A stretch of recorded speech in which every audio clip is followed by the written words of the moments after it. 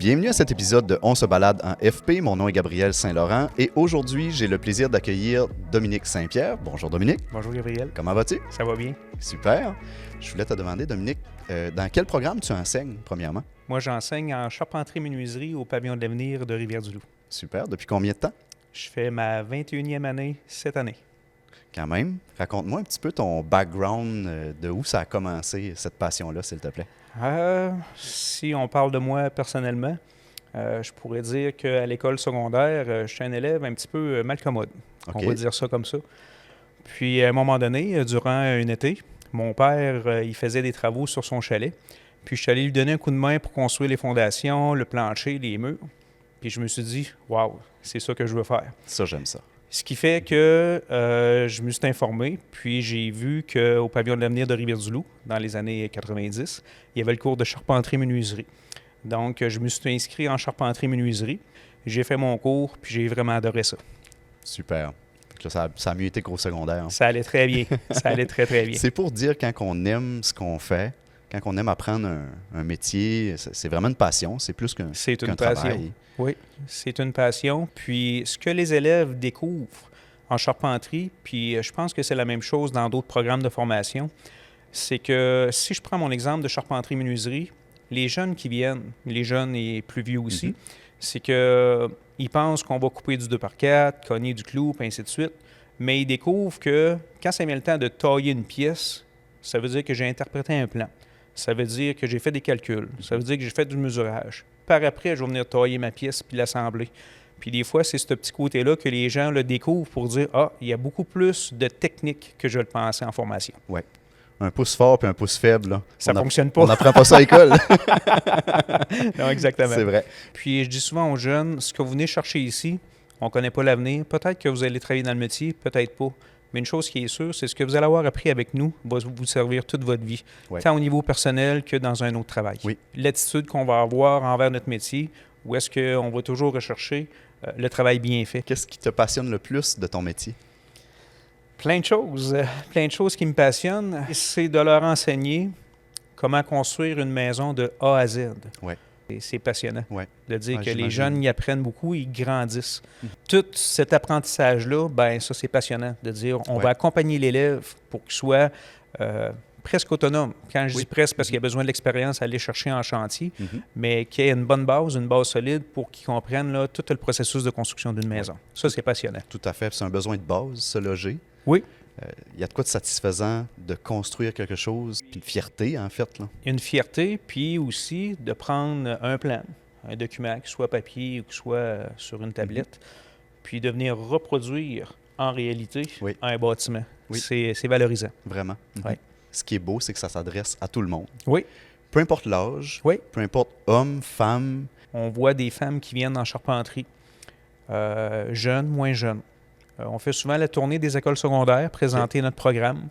Puis, on fait des kiosques. Puis, les jeunes, en alternance, ils viennent visiter tout ce que le Pavillon de l'Avenir offre, qu'il y ait de la place pour les femmes. Tout à fait. J'ai dit, c'est une évolution, ça, la place de la femme dans tous les métiers non traditionnels. Moi, j'aimerais ça un jour, là, avoir une classe mixte. Oui. On est aujourd'hui à Rivière-du-Loup, qui est un magnifique endroit. Vraiment. C'est quoi étudier dans l'Est du Québec? Ce que je sais ici, c'est que parfois, on va accueillir des gens qui viennent de l'extérieur, qui viennent de la ville. Puis les commentaires qu'on a, c'est que les gens disent, c'est comme familier, c'est comme, il y a une proximité. Il y a de la chaleur, il y a une chaleur humaine qu'il pourrait avoir, moins d'indifférence, je pense. Puis les gens, ils se sentent accueillis. Dominique, j'aimerais te demander, c'est quoi les avantages d'étudier en formation professionnelle? L'avantage d'étudier en formation professionnelle, c'est que ça va être une formation qui va être majoritairement pratique. On a un volet théorique, technique, mais beaucoup de pratique.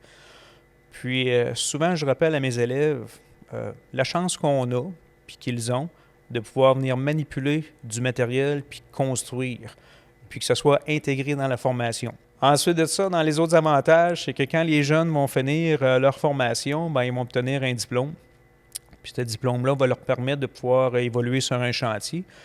Puis les heures qu'ils vont faire ici en charpenterie, puis c'est la même chose pour les métiers de la construction, plombier, électricien, plâtrier et autres, c'est que les heures qu'ils vont faire ici compte pour leur apprentissage. Ensuite de ça, c'est que le DEP que les élèves vont recevoir, ben, il y a une grande valeur. C'est pas de quoi qui est fréquent, mais je leur parle souvent de mon cheminement. Moi, quand j'ai choisi de venir enseigner, ça s'est fait un peu comme par hasard, où est-ce que j'avais rencontré mes anciens enseignants, Alexis, Gilles, puis je jasais avec eux. Puis là, ils me disaient, bientôt, on va prendre notre retraite, puis ainsi de suite. Puis jamais dans ma carrière, j'avais pensé de pouvoir enseigner. Quand j'étais jeune, quand j'étais au secondaire, on m'avait dit un jour, Dominique, tu vas être un enseignant. Jamais je l'aurais cru. Puis tous mes amis non plus, jamais l'auraient cru. Il a fallu que je m'inscrive à des études universitaires. Puis pour venir enseigner en formation professionnelle, c'est un peu comme venir enseigner au secondaire ou au primaire. Il faut compléter un baccalauréat en enseignement. Étant donné que j'avais un DEP, ben le DEP remplaçait toutes les manques que j'avais. Si, mettons, j'avais mon secondaire 5 pour avoir fait des études au cégep pour m'inscrire au baccalauréat. Donc, mon DEP, à moi, m'a permis de m'inscrire au baccalauréat que j'ai complété là, avec succès.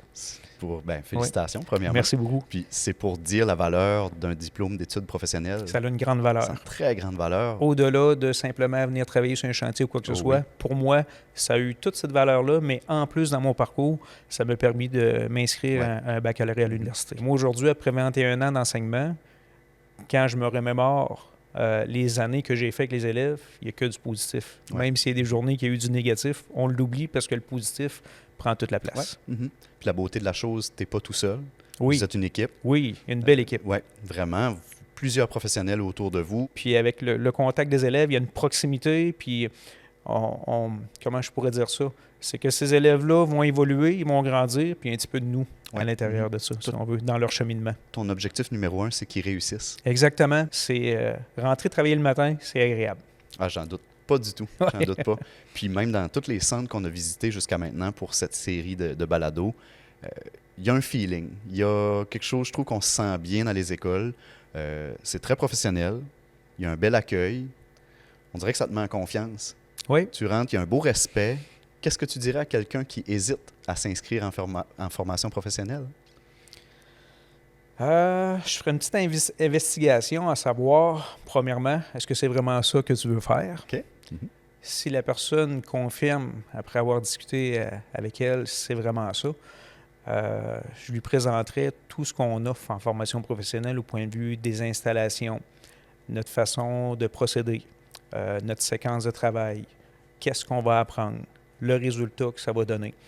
Donc, si la personne veut vraiment, exemple, venir étudier en charpenterie, je pense qu'après discussion, on pourrait avoir la confirmation de dire, bien, cette personne-là là, est vraiment à sa place. Si tu devais résumer la formation professionnelle en un mot ou une phrase, qu'est-ce que ce serait? La formation professionnelle, c'est un endroit pour s'épanouir. Je pense que ça dit tout. Ça dit vraiment tout. Pour vrai. Super. Si on est ici là, avec ce qu'on veut faire, là, c'est un endroit pour s'épanouir. Puis je voulais aussi te demander, je t'ai demandé un élève qui hésite à s'inscrire. Mais là, je vais peut-être parler à Dominique, le papa. Qu'est-ce que tu dirais aux parents que leurs enfants veulent s'inscrire en formation professionnelle? Ce que je pourrais dire, c'est que parfois, dans mon temps, c'était comme ça quand j'étais jeune, puis encore des fois aujourd'hui, on a certains préjugés à l'égard de la formation professionnelle. Où est-ce que les gens disent ça va être difficile, ça va être exigeant physiquement, ça va être demandant. Par contre, quand tu fais un métier que tu aimes, je veux dire, c'est pas des limites, ça, c'est ces points-là. Je pense qu'on est mieux de faire un métier exigeant qu'on aime que peut-être faire un travail, exemple de bureau, qu'on ne sera pas épanoui à l'intérieur. Donc, ce que je pourrais dire à un parent qui hésite à envoyer son enfant en formation professionnelle, c'est que votre enfant, ben, il va être fier du travail qu'il va faire. Vraiment. Oui, j'aime ça. Puis ça va s'impacter dans plein de programmes, peu importe le métier, d'être fier de ce qu'on fait. Puis faire la différence. Puis de faire la différence. Je crois qu'il n'y a pas une plus belle paye que ça. Oui, exactement. Moi, je suis très curieux, puis en arrivant ici, là, je me suis dit, waouh, c'est donc incroyable comment est-ce qu'ils sont équipés. Oui. Puis dans plusieurs centres de formation professionnelle, en tout cas, tous ceux qu'on a visités jusqu'à maintenant, toutes les installations, ils sont vraiment prévus à ce que tu vas étudier. C'est pas juste des bureaux, c'est pas juste des classes fermées. Puis une fierté qu'on a dans notre centre de formation, c'est que on fait pas beaucoup, on fait pas de maquettes.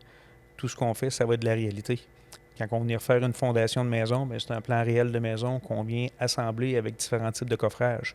Quand on vient fabriquer des planchers, des murs, des structures, bien, c'est grandeur réelle qu'on va faire. Donc, nous, on est fiers de ça, puis les élèves aussi sont fiers de le réaliser. As-tu une histoire, as-tu quelque chose qui t'a marqué dans ta carrière d'enseignant avec un ou une élève? Je vais vous partager une anecdote de groupe. OK. Mm-hmm. Où est-ce que on avait un groupe qui avait comme une belle solidarité, je veux dire, il y avait comme un noyau. Ce qui fait que avec ce groupe-là, on avait réalisé plusieurs projets pour des municipalités, dans des écoles, et ainsi de suite. On avait construit des garages, on avait fait des travaux à l'intérieur des écoles. Puis ce qui fait qu'à la fin de l'année, ben le groupe en question, je l'avais emmené chez moi à la maison pour un party piscine. Puis là, on avait fait un souper de poulet barbecue, on avait partagé ça ensemble. Donc ça avait été une belle réussite, là, si on veut, au niveau humain. Puis parfois, je rencontre ces élèves-là, puis ça fait environ une quinzaine d'années de ça. Puis les élèves me disent « Hey Dominique, te souviens-tu le party piscine qu'on avait fait à la fin de l'année chez vous? » Donc des fois, ça marque l'imaginaire comme ça là, auprès des élèves. Mm-hmm. Ouais.